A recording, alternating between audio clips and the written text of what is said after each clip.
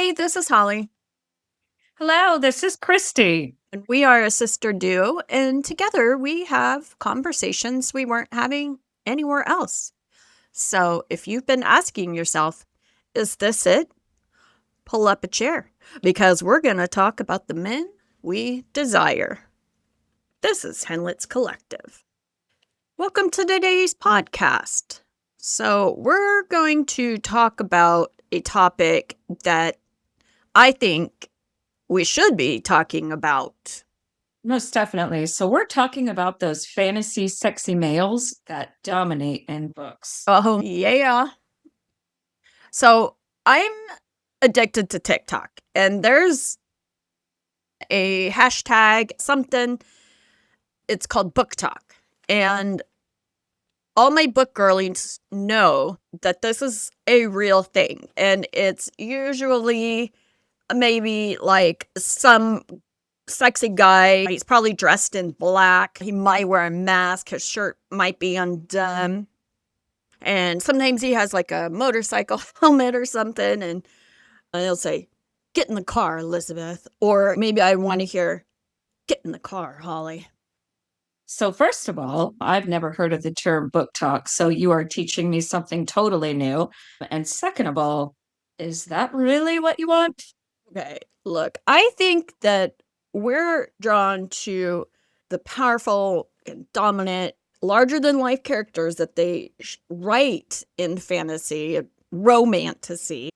But as far as real life, I think that we just want safety and reality.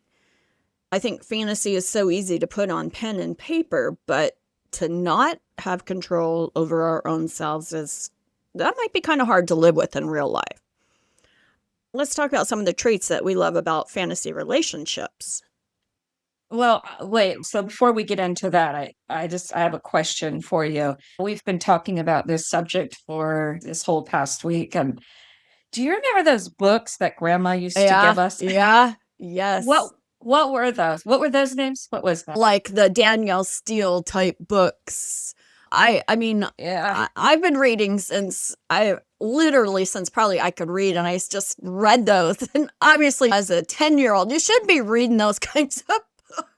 Oh my gosh. So I would come back in 2 hours and you'd be done I and know, you'd be ready for the next one. I know. That's I'll so true. never I forget forgot that, about health. that. Yeah, you're right. I literally read all of Grandma's books. Oh my God, that's Yeah. hilarious. Yeah. She could not give you enough. The more I thought about it, it's those page turning books that we love to fantasize about. But in real life, if you think about it, that would really make us nervous or just truly running to a therapist if that was our man in real life. Well, okay, so let's go between the lines and let's talk a little bit about why they are so popular and more prevalent now. The ACOTAR series is incredibly popular. I have not read those. I haven't read, I'll just call them spicy books, but social media is so prevalent over the last 10, 15 years. And it's easy to have the more popularity of those because it's almost like society has made it where the female spice books are so controversial, maybe because of the feminine suppression that they place on us, or that these kinds of books have no place outside of marriage, or the talk of sex outside of marriage. But I think with the rise of social media, it's kind of more prevalent because it kind of puts it more out in the open. And with the romantasy part of it, it's just a fun aspect in this heavy world that we live in. It's bringing women together because it is written by women 99% of the time and read by women 99% of the time. So we just say it's for women, but I feel like it gives women a place to talk about it and almost be like a secret society rendezvous that, oh my God, this character and this character. And oh my God, they should be together. Oh, they should make a TV show. Oh, they did make a TV show because it's just so popular. Yeah, I agree. But yes, social media has taken over a lot of our everyday lives, existence anymore, and how we perceive things, right? I was just looking and just kind of figuring out when we read those kind of books, what makes us so enthralled with that kind of male in the book? What is it like deep down inside? And you and I were talking about this, and it's just a good question. I was just doing a little bit of work. I came across this author, Helen Fisher. She's an psychologist and anthropologist, and she has several books. One of her main books that she had was called Why Do We Love? And in that, she kind of explains and breaks it down. When we fall in love, or when we read in these books about love and fantasizing, it releases neurotransmitters, release oxytocin and dopamine into our brain. And that makes us feel really good. And everyone's heard of a natural high. When they release all that dopamine, that makes us feel really good. And we just, that's what we want more of. We crave that. But if you think about it in real life, what we do not want is the emotional unavailability, the chaos, the dominance. But it feels good in the moment. Well, okay, let's talk about the quiet part then, because I think with that, with romance type books, you get boy gets girl, boy loses girl, boy gets girl back. It's a basic storyline, which is why we always want that happy ever after. But we want the escapism and we want something different, the passion and mystery. But I don't think that we want the things he represents. Well, yeah. I mean, listen, it makes us feel alive and desired. Yeah, absolutely. But how do you do that in a real relationship without burning your life down? It can get exhausting if somebody was really acting like that IRL in real life.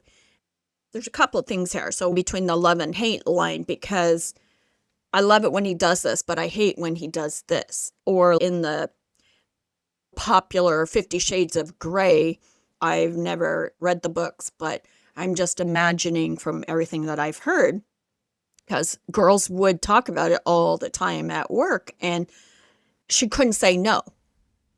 Whether because he was Yeah. the billionaire and she wanted that money, or she just really loved him, but also hated the things that he would do. And that's always the hard part, right? You want everything that he represents, but it's hard to have that where you're not killing yourself in the process. Yeah, no. So think about it. In books, authors have a really good way of describing passion and romance and alpha males in a way that makes them sexy and appealing because in the moments that they need to, they take a step back and they realize, hey, man, I'm too dominant. I need to take a step back. Authors make it really appealing to readers. So let's think about this, Holly. In books, authors know how to take out the boring and the unrealistic things that happen in real life. So jealousy feels romantic, obsession feels affirming, and control feels intentional in books, right? But in real life, that creates anxiety and instability in a relationship. And I think that's what we love. That's why we love these romantic books so much, is because the authors know how to reel it back in. And I've had a relationship where I've had a male dominant partner it was not fun. It was just not fun. And it's not easy. When you talk about walking on eggshells, it truly is. You never know what you're walking into that day, right? That's in my past. Anyway, I work in a chiropractic office now. We deal with the nervous system. We deal with, trying to get your mind and your body in alignment with everything else, right? Our nervous system knows the difference between books and real life and what's imagined and what's real. And I think that's really important for people to kind of take away from this today. Well, I mean, it's Fantasy is great. escapism. And that's, Yeah. yeah, Yes. exactly. I don't want to live an emotional rush every single day. I want to live in peace, and that's what I've chosen, even though that may be boring to some. Yeah, no. So I too have also been in a more dominant relationship. And since you know me, you know that I too am also very dominant person in general. No. And Uh-uh. it's like two heads just completely butting together all the time. You just want to feel safe and loved at the end of the day, right? But women are more emotional creatures, obviously, that's a given. But I think that women are realizing, and okay, I remember telling you, after Mark had passed, that I had a checklist for my next relationship, if I'm lucky enough, right? And I wanted this, and I wanted this, and I wanted this. And you told me that, well, you're going to be prepared to stay single the rest of your life then, because that's going to be impossible to find. And I was just like, oh my God, well, and so I can see how women are staying single because they don't want to be walking on eggshells all the time. And all they have to do is worry about themselves. It doesn't do us any good to have a relationship where you're both not giving each other what the other person needs, obviously. And we talk about green flag and red flags. Obviously, we all want the green flag relationship, but not everyone is built like that. But I think that women always just want a happily ever after. That's why the Disney movies are so popular, because it's always happily ever after. And you don't always have that. Let me ask you something. I don't mean to interrupt. Do you think that that's why you love reading the romantic books so much, is because you like to have that as Because it's always hard for me to articulate out aloud what it is that I want and need in a relationship. In a book, I can say, oh, this is what I want. And it fills my romantic soul. But if you in real life were to give me that, I don't know what to do with it, and I don't know if that's just because of me, that's a me thing, or because I just don't want to. I always end up invariably saying the wrong thing, almost always.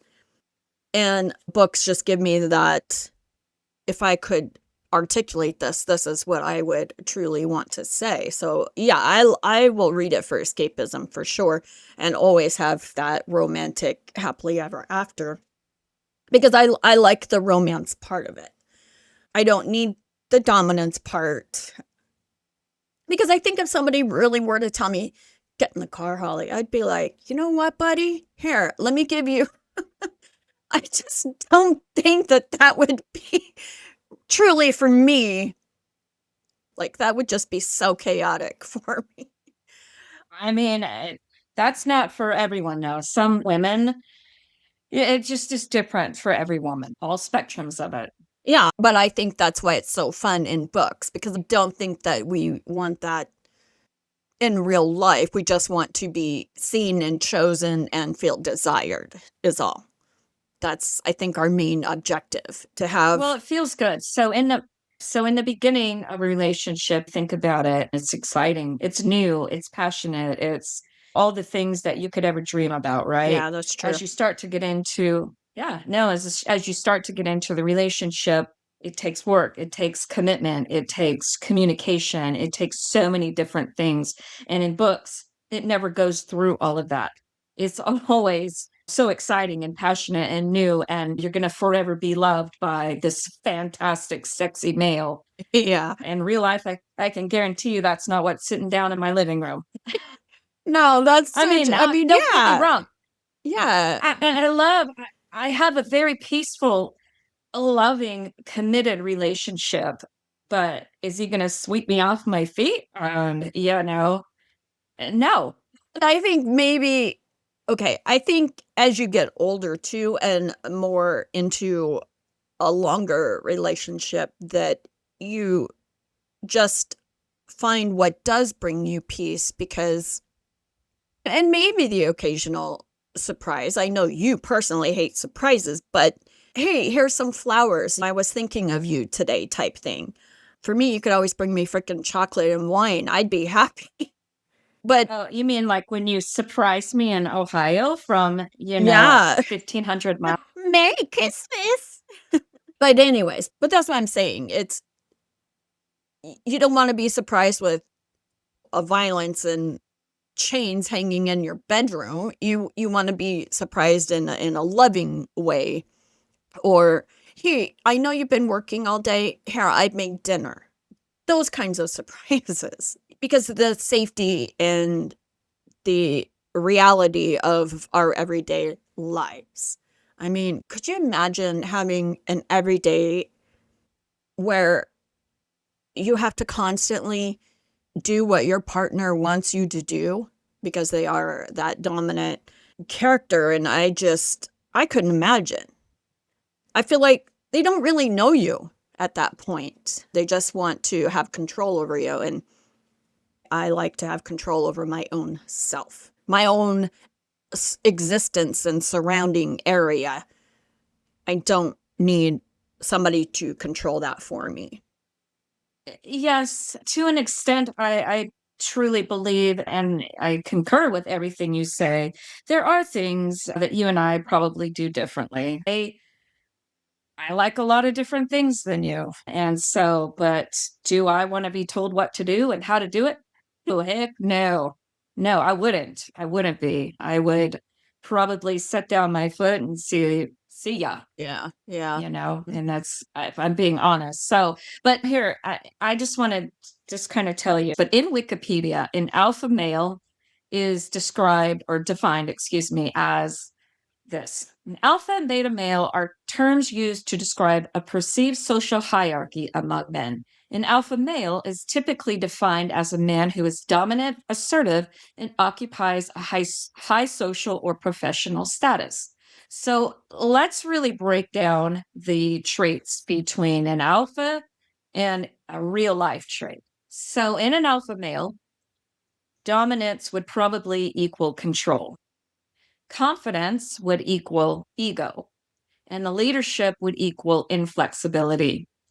So when you think about that and you actually kind of put everything together, that to me is not fun. That to me is a disaster waiting to happen, and constant fighting. And in a relationship, your heart is constantly in pieces when you have that kind of male, because you don't know where you stand. You don't know if social media is going to, I guess, have any influence over what that man thinks or whatever. And so for me, I'm pretty insecure about myself at times, about my physical appearance, about my personality, about problems I may have had or had. And so when you combine that with dominance and an alpha male, that to me is someone being a doormat. And I guess I personally don't understand it, but Yeah, I think as we get older, I think we come to know ourselves a lot better than we do when we're in our 20s, and definitely don't maybe want the same thing that we wanted back then. And kind of same type of topic from last week, the passion. And it was so young and exciting to have these things when you're 20, because you're flexible and can bounce back, and you don't get that when you're 50. And I think that, wow, what are you talking I about? mean, I'm just saying, you're right. You're right. I'm speaking for myself. But I think that we can all say that when it comes down to, at the end of the day, that we want that peaceful green flag relationship that truly knows you as your own person. Obviously, that's always the goal to have. And if that takes giving up somebody or something else, then so be it. I like I said, I know what I want in a relationship, and if that is gonna make me single the rest of my life, fine, then I'll just be single the rest of my life. I don't have to cater to somebody else's wants and needs. But I just think that we're still always going to want the escapism always, no matter how good or bad our real life looks, which is why they continue writing spicy books and we continue reading them, because women are just much more emotional and can have fun with, like you said, you sometimes are insecure, and maybe if you read about it, you can just say, oh, inside you're thinking, oh, that's sexy, but I could never say that out loud. Exactly. And I think that maybe we talk about that's kind of the quiet part, where deep down inside, it's kind of like a forbidden love or forbidden topic. And oh my God, I could never say that out loud. And yeah, but No, I and definitely you think know, I that, know. yeah, go ahead. Oh, no, go. No, I was saying that that's why I will always see these books and TV shows as always being there. I agree. I gosh, I think these podcasts are really going to be about you and I like working out our own things Well, yeah, I mean, sometimes. because you just said we have two different personalities, always have and always will. And I'm just like very matter of fact, and doesn't matter what happened in our lives that have made us this way. That's just what we are. So it's good to have the back and forth because there's two different opinions. And so what I do, and it's really the only thing I can do, relate it back to a lot of my life and a lot of what I've lived. And I may either be able to relate to our listeners, or listeners may be like, I don't know what you're saying, but here we are. So when I equate my marriage now and to a romantic book, there's a way for a man to be a healthy alpha. I truly believe that. And so as we start to close and we start to wind down and kind of take away, I just want to give out to our listeners what I feel in my heart is a healthy alpha male. And it's something that my husband does very well. So they're strong and self aware, and they're going to give you boundaries, and they're not going to let you control them. And at the same time, I'm not going to let someone control me. It's a really good, bold thing to have in a relationship, to where a male is not going to take anything off of you, and you shouldn't be taking anything off of you. It's called mutual respect. So, and then he's not going to be possessive and jealous and be controlling in any way, just as you shouldn't be with him. Can I say that that's for every case? No, obviously I can't, right? You're going to have those emotions and those things that just come out once in a while. So, secure attachment and true strength, and really feeling safe in a relationship, to me, quintessential in having what I would call a real life alpha male. And do I feel like I have that now? I have a healthy alpha male. I never had a healthy alpha male, and I have a healthy alpha male now. And I would, if there's anything, Holly, that I would love for you to have, is someone that's healthy and able to communicate the way that you communicate. And I know that you talk about being single, but there's also something about being desired and wanted by a male, and knowing that you have that closeness and that relationship that you're not going to find in a book. There's just something to be said about it. Well, yeah, no, and I agree. But when you get to be my age, where do you go? Frickin' bingo? No, I don't want that. I don't want to have to go to a Oh my, bingo and try to find someone take a somebody video, that's going to please. be, Okay, grandma. they're not going to be, at the bookstore. I mean, are they buying books for their Oh, mistress? No, I don't. So I will be single because I don't imagine that I would be able to find somebody that I want exactly. No, I'm not going to say I literally don't have a checklist written down, just in my head.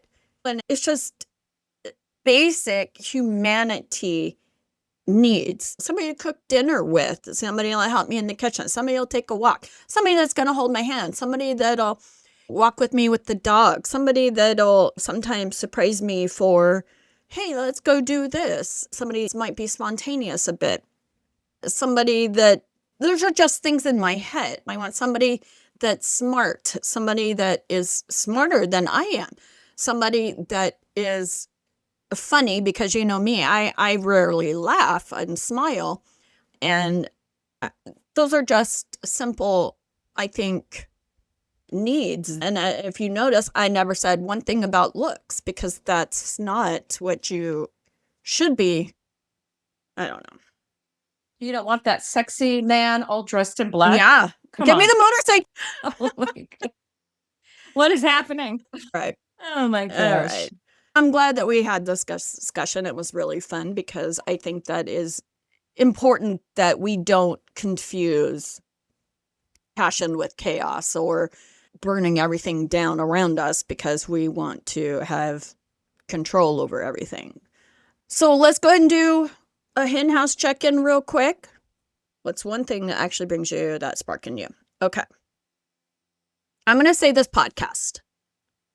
And that's because of the book club that I've been going to for a year now. And that brings me a lot of spark, I hope. So, yeah. Okay. All right. What brings me spark? I mean, that's always a good question, right? As we really start to mature and find our way. Spark it's hard to find. Let's be honest.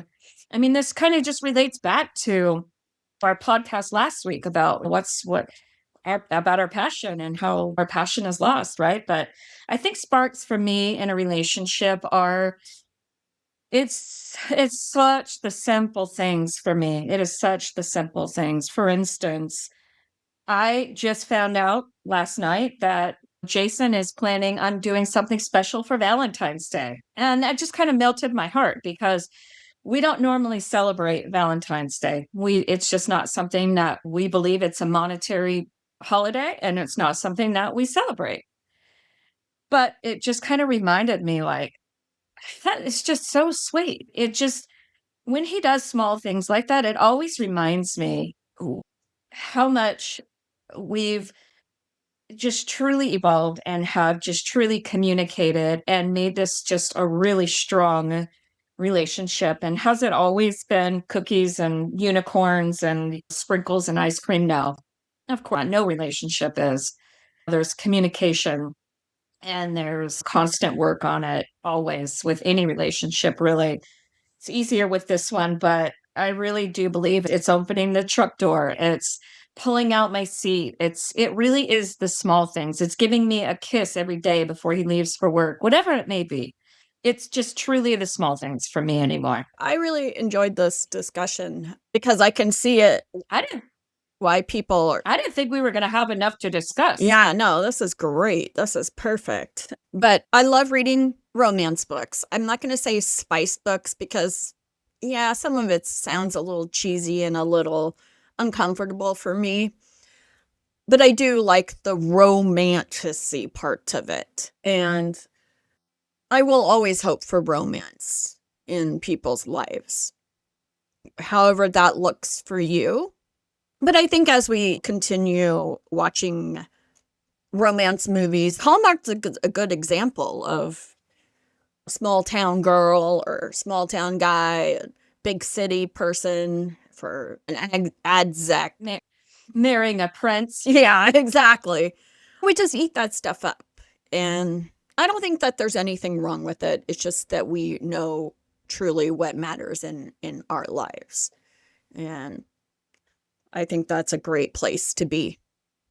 Well, and listen, let's be honest with all of our listeners out there. Fantasy is really great. It's a really great thing to have, and to have all those emotions rushing to our head. But you really need to ask yourself, what in real life, what do you need to build with and what do you want to build on? Because that's going to be most important for having that spark, that alpha, air quotes, male that you want. Yeah. Yeah, exactly. All right, awesome. Well, next week we will have another topic for you. So be sure to pull up a chair and we will talk to you later. This is Henlitz Collective.